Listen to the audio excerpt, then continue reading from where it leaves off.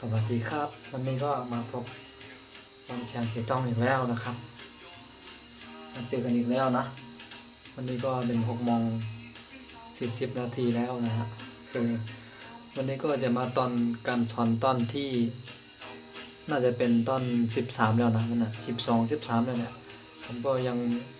จำไม่ค่อยได้แน่นะเพราะว่าผมอ่าคิดไม่ถูกหรือว่าผมบอกไม่ถูกอะไรก็ขออภัยกันทุกคนนะฮะคือผมก็จะมีคลิปวิดีโอลงวันในวันที่5เนี่ยนะใช่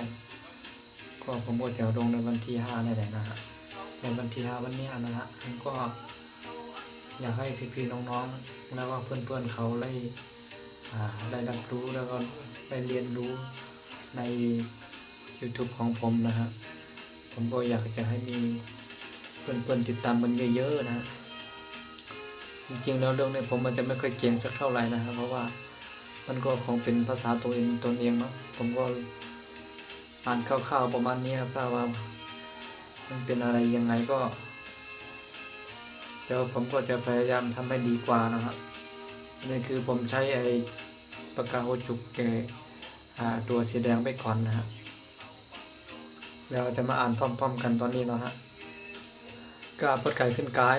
กาปดไก่ขึ้นยักษ์กายกาปดไก่ขึ้นสำกายกาปดไก่ขึ้นสำนากายกาปดไก่ขึ้นสำใดกายกาปดไก่ขึ้นยักษ์ขึ้นกายกายกายกายกายกายกายข้าปดไก่ขึ้นขายข้าปดไก่ขึ้นยักษ์ขายข้าปดไก่ขึ้นยักษ์สำคายข้าปดไก่ขึ้นสำนาคายข้าปดไก่ขึ้นสำใดคายข้าปดไก่ขึ้นยักษ์ขึ้นคายขายขายขายขายขายขายงาปดไก่ขึ้นไงงาปดไก่ขึ้นยักษ์ไงงาปดไก่ขึ้นยักษ์จำไงงาปดไก่ขึ้นจำนาง่ายงาปดไก่ขึ้นจำได้ง่ายงาปดไก่ขึ้นยักษ์ขึ้นง่ายง่ายง่ายง่ายง่ายง่ายง่าย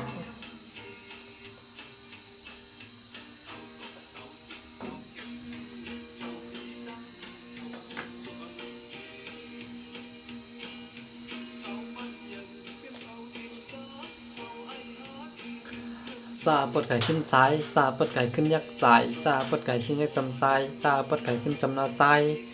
ซาปดไก่ขึ้นจำได้ใจซาปดไก่ขึ้นยักษ์ขึ้นใจสายสายใจใจสายสายซาปดไก่ขึ้นซ้ายซาปดไก่ขึ้นยักษ์สายซาปดไก่ขึ้นยักษ์จำใจซาปดไก่ขึ้นจำนาไซซาปดไก่ขึ้นจำได้ไซ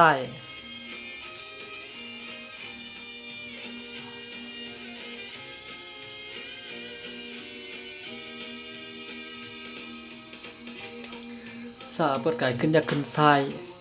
สายสายสายสายสายสายหญ้าปดไก่ขึ้นใหญ่หญ้าปดไก่ขึ้นยักษ์ใหญ่หญ้าปดไก่ขึ้นยักษ์จำใหญ่หญ้าปดไก่ขึ้นจำนาใหญ่หญ้าปดไก่ขึ้นจำใดใหญ่หญ้าปดไก่ขึ้นยักษ์ขึ้นใหญ่ใหญ่ใหญ่ใหญ่ใหญ่ใหญ่ใหญ่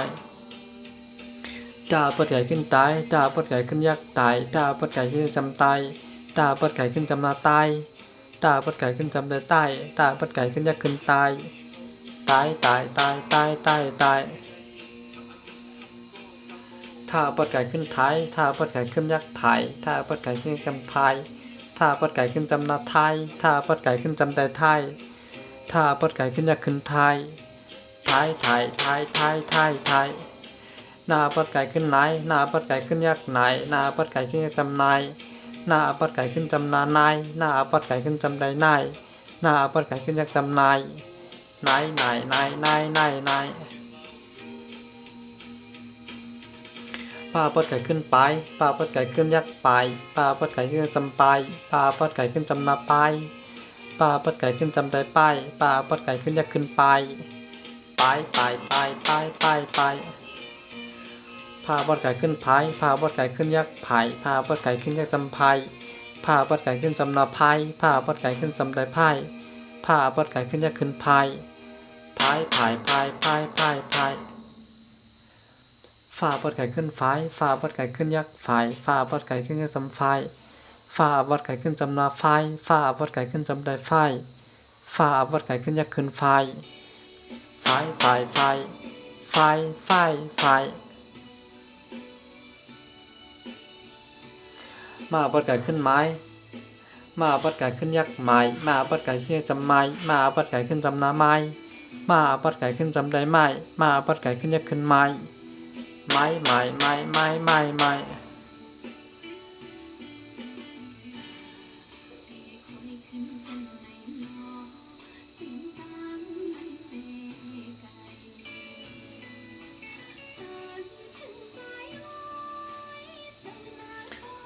ยาปัดไก่ขึ้นย้ายยาปัดไก่ขึ้นยักษ์ใหญ่ยาปัดไก่ขึ้นยักษ์จำยายยาปัดไก่ขึ้นจำนายยาย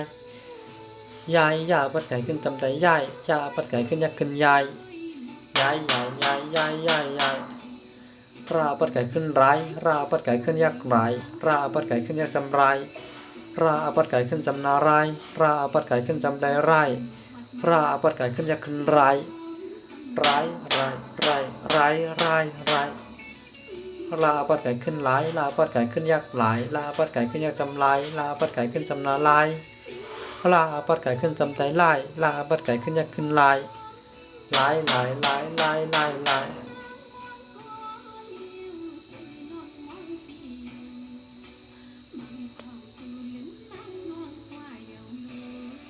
ว่าปัดไก่ขึ้นไหวว่าปัดไก่ขึ้นยักษ์ไหวว่าปัดไก่ขึ้นยักษ์จำไหวว่าปัดไก่ขึ้นจำนาไหวว่าปัดไก่ขึ้นจำใจไหวว่าปัดไก่ขึ้นยักษ์ขึ้นไหวไหวไหวไหวไหวไหวไหวห้าปัดไก่ขึ้นหายห้าปัดไก่ขึ้นยักษ์หายห้าปัดไก่ขึ้นยักษ์จำหายห้าปัดไก่ขึ้นยักษ์จำหายห้าปัดไก่ขึ้นจำนาหายห้าปัดไก่ขึ้นจำใจหายห้าปัดไก่ขึ้นยักษ์ขึ้นหายหายหายหายหายหายหายห้าปัดไก่ขึ้นอายห้าปัดไก่ขึ้นยักษ์อายห้าปัดไก่ขึ้นยักษ์จำอายห้าปัดไก่ขึ้นจำนาอายห้าปัดไก่ขึ้นจำใจอายห้าปัดไก่ขึ้นยักษ์ขึ้นอายอายอายอายอายอายอายแค่นี้นะครับ เพราะว่าผมอ่านก็ยังอ่านเสร็จแล้วรอบนึงแค่ผมก็จะขออ่านรอบนึงรอบเดียวนะเพราะว่าอย่างนั้นคลิปวิดีโอมันจะยาวเกินไปเนาะถ้ามันจะยาวเกินไปมันก็คลิปวิดีโอมันจะช้านะฮะผมก็จะขอประมาณนี้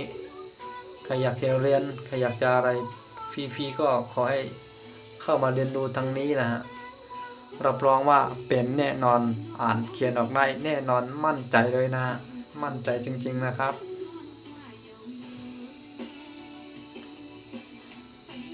เพราะฉะนั้นผมก็จะล่ำลาพี่น้องเขาไปแค่นี้ขอบคุณครับไม่สุงค้าไม่ชุงกุข้อค่ะเนาะ